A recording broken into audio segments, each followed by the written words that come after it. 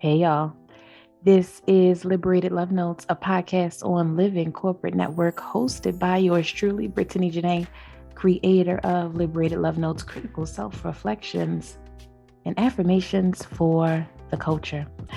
Y'all already know Liberated Love Notes podcast is your source for weekly doses of reflections, affirmations, and reimagining for us by us. Y'all, I'm going to go ahead and give y'all a quick heads up as I am preparing to download this episode. My liberated little one, Braxton, is in the midst. I'm going to try my best to get through this episode with as few interruptions as possible and share what feels like a divine download. And so I think I've shared before that I don't batch record these episodes, y'all. I don't. I really take on this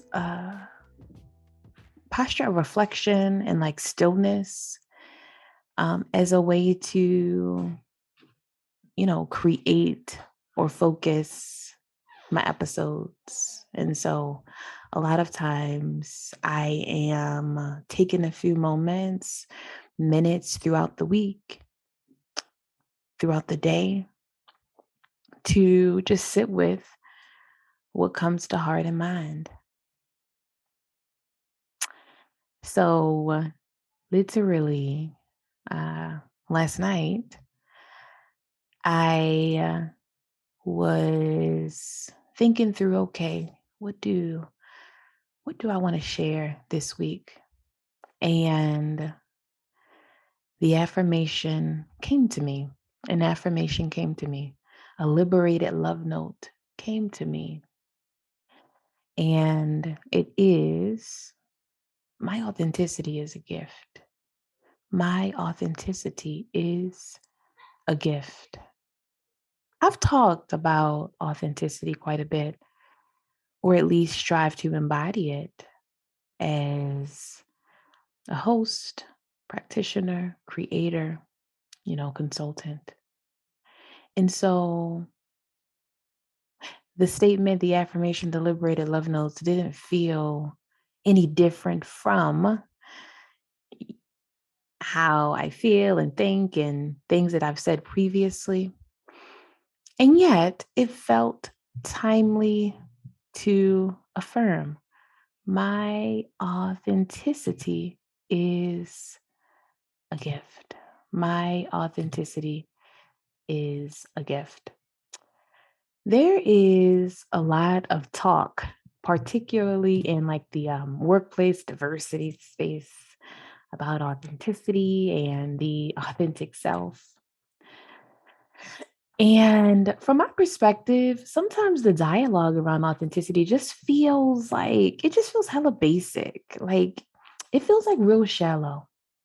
I feel like authenticity is often or like sometimes relegated to all that is on the surface. And so how we look, how we talk, how we decide to wear our hair, all of which, yes, are part of what makes up our authentic selves.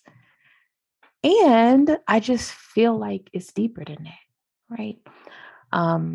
For myself, all those things that people see, whether it's, me wearing my big hair or like rocking my long red locks, the way I use my body, the way I or what clothes or attire I put on my body, be it statement shirts, a crop top with this belly, the way I speak, when I use colloquialisms or like sayings in session, all of that could be relegated to like preference.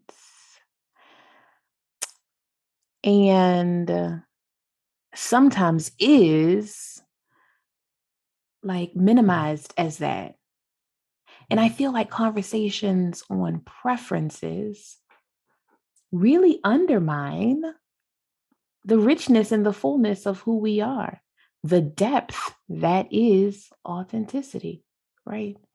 And so I just think about, majority of my career I've spent facilitating and speaking and consulting in spaces, predominantly white spaces.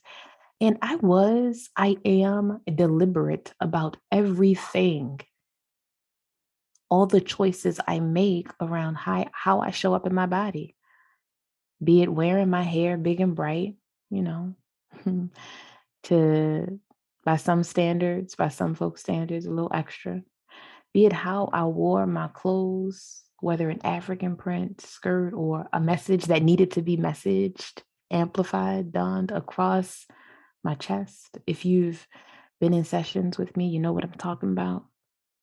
All of that is beyond just what I felt like wearing, right? What I feel like wearing and what I like. It's beyond preferences. I love the definition of authentic self-expression that is offered by Professor Dr. Laura Morgan Roberts.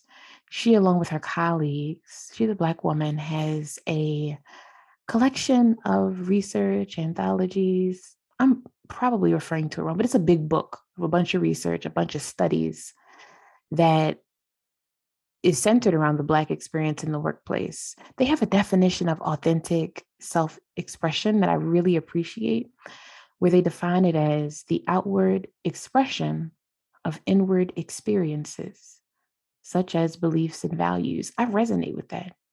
The outward expression of inward experiences, such as beliefs and values. Beliefs and values. Beliefs and values. That's rich. And so, what people see is more than just our preferences. When people experience our authentic selves, it's more than just what we like. What people see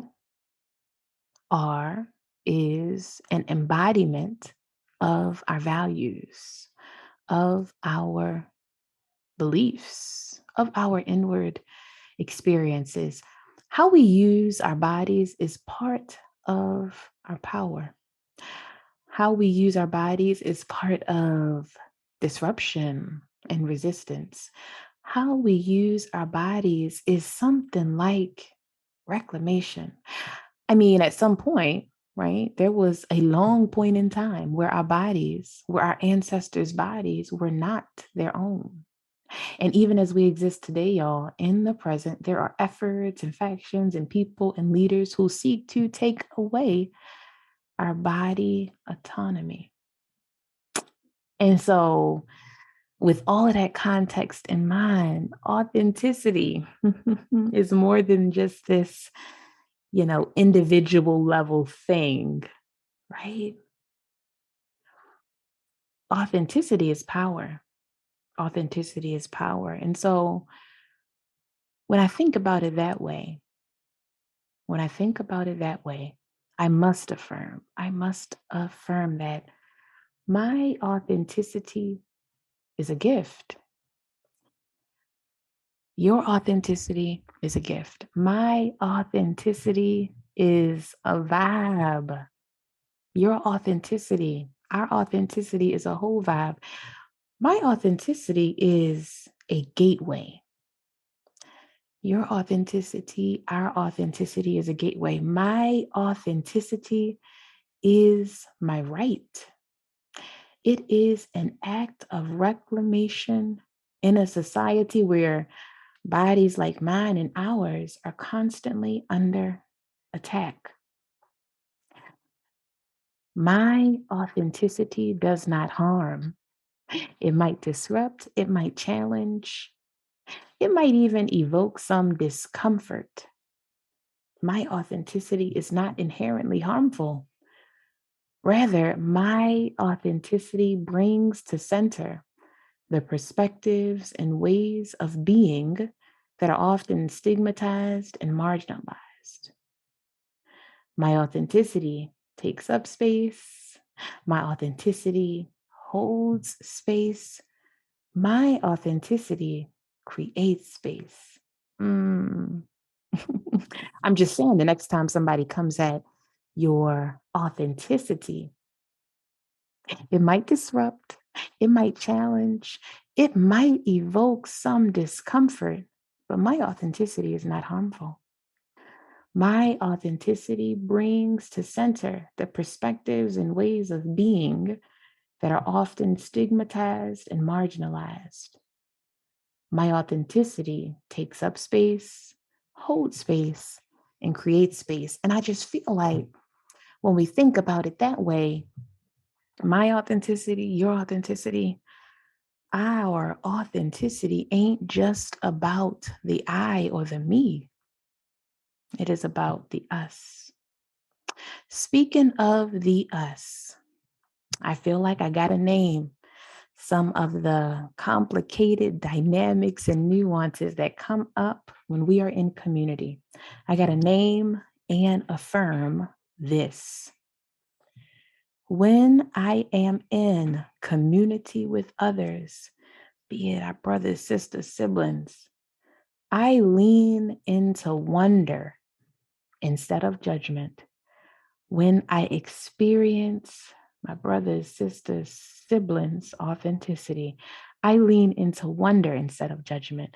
When I feel discomfort, mm, I heard someone say that sometimes our authenticity, our freedom can remind others of their cages. And so when I feel discomfort, I resist the urge to play into the likes of respectability politics. Yeah, when I experience others' authenticity, I resist centering white comfort in the white gaze. And I am more curious about what is going on within me. I am more curious about what has happened to me. When I bear witness to my brothers, sisters, siblings' freedom, I don't feel threatened. I feel more empowered to break free from my own cage. Mm, because our authenticity is a gateway. Our authenticity is a gift. My authenticity is human. It's human. It's human AF, y'all. And it deserves to be honored in its fullness. In its fullness. Now let's get practical.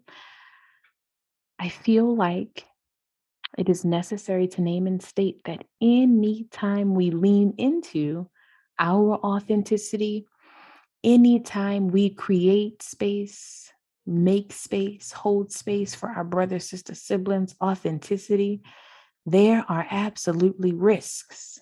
There are absolutely costs. And there are also benefits. And so part of the work, if you ask me, is sitting with all of those, the risks, the costs, the benefits. We don't talk enough about the benefits.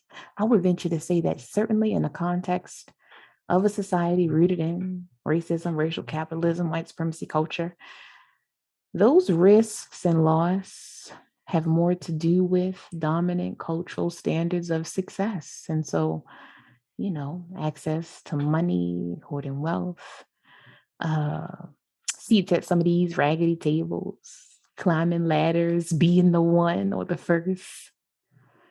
I'm just saying, I think we got to amplify the benefits too, some of which are deeply connected to our souls and spirit selves. And so, clarity, alignment, health, well being, healthy relationships that support our wholeness. I'm just saying, certainly there are risks and costs. And I don't even imagine, I know, I experience intimately the benefits. I want to end with this quote by Dr. Nicole Hannah Jones. I first learned this quote from my good sister, Tammy. And I'm going to just leave this episode and y'all with this, reaffirming that my authenticity is a gift. Our authenticity is a gateway. Our authenticity is our right. It is an act of reclamation in a society where bodies like ours are under attack. Our authenticity holds space, creates space, takes up space. And we experience clarity around the risks, the benefits, the costs. Dr. Nicole Hannah Jones reminds us that you have to understand that when you make the conscious decision not to conform, you keep your dignity. But it might take you longer to get to where you want to be. And you might not get there at all. But is it worth it if you make it and you don't arrive there intact? I would say it is not. Mm, I'm just saying. I'm just saying. Peace, y'all.